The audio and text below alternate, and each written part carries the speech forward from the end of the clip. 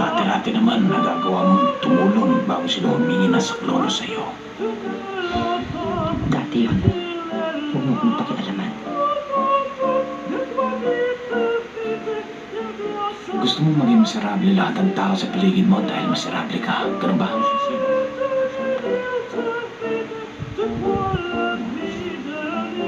Alam mo, Sita, minsan parang hindi na kita kilala eh.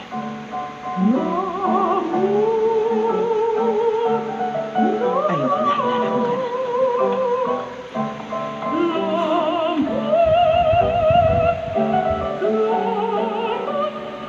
Lipat natin sa RC nila! Ako dyan! Pangit-pangit din eh! Ano ba? Ang ingay nyo dyan! Tigil niya kayo? Kanino pa yan? Mahal ang kuryente ngayon. Kumain ka na! Miguel, halika na. Sana doon na lang ako kala Ninang Sita. Halika na. Miguel, ano nangyari dyan?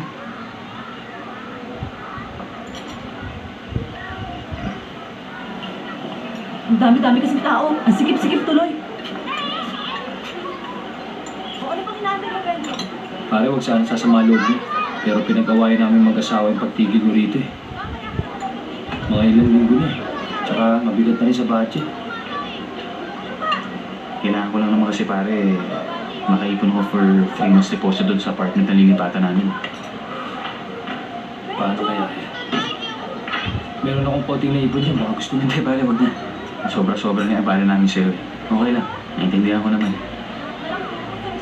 Pasensya ka na talaga, bro. Okay lang. Hiya mo. Bukas na bukas. Sibat na kami. Sige. Gusto talaga ng ulo mo?